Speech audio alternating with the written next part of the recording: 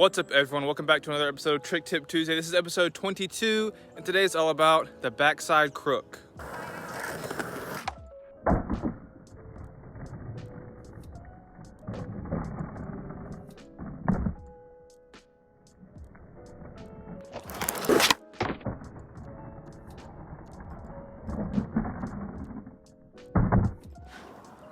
So the crooked grind is a type of nose grind, but it's crooked and you approach the rail backside.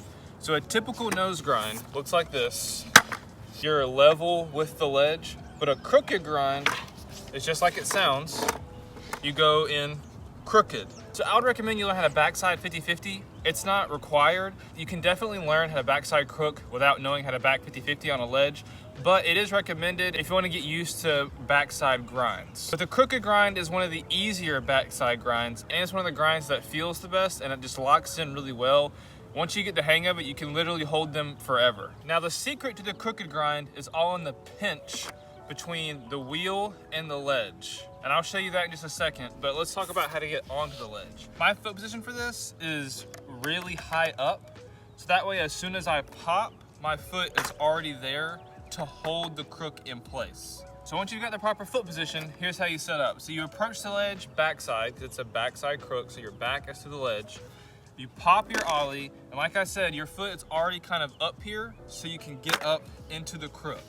And I like to kind of sit my foot right here, and my back foot is almost on the tail. A lot of people would tend to hold their crooks here, but I feel like I fall out of it too easy unless I have my back foot here to help me keep my balance and to help me lock into this crook. So now let's talk about the pinch.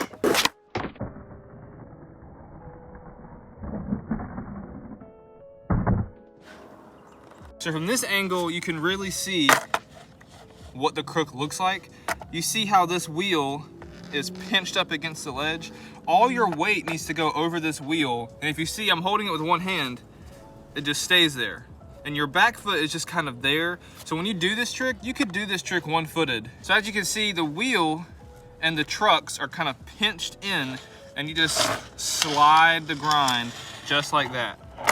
This pinch is the most important thing about this trick. If you don't have this, it's not gonna work. If you crook like this, sometimes that kind of works, but not really.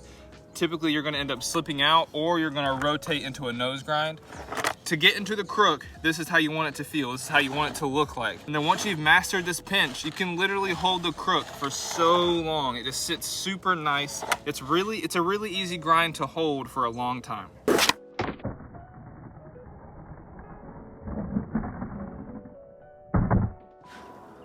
Some very common problems with this trick is you lean too far forward. All your weight is on your nose, so all your weight is on your front foot. You're probably gonna lean forward and you're gonna shoot that way and you're not gonna land it. For me, I find the way I do this trick is I try to shoot my feet forward and I push my butt back and then my shoulders are over my feet. So I'm kind of bent over like a V. My feet and shoulders are lined up, but my butt is sticking out backwards to help me keep my balance on the ledge. Another thing is, this trick works beautifully with wax. If you have wax, wax the ledge like crazy. It can be scary at first because as soon as you get up there with wax, it just goes and you might slip out backwards. But slipping out backwards is a little easier to get the control of than slipping out forward.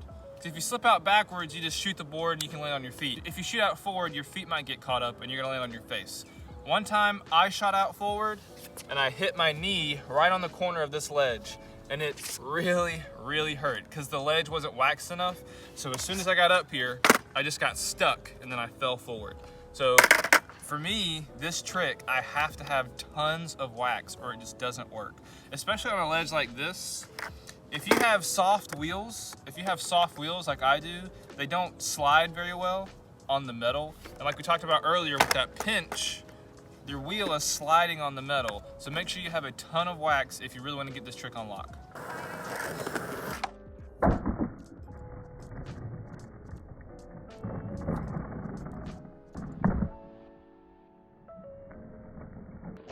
Some very common problems with this trick is not fully committing to landing on your front foot. So when I was first learning this trick, I kept getting into it like this, I would get up there, and as soon as I would get up there, all my weight would shift to my back foot, and the grind would look like this, and I would just kind of come off the ledge like that, because I wasn't fully putting my weight all on my front foot. And if you've never done that before, that can be kind of scary.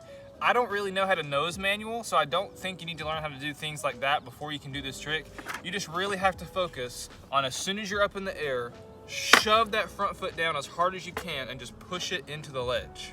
So this trick is pretty straightforward. The most important thing is to just get comfortable landing on your front foot and holding a grind on it.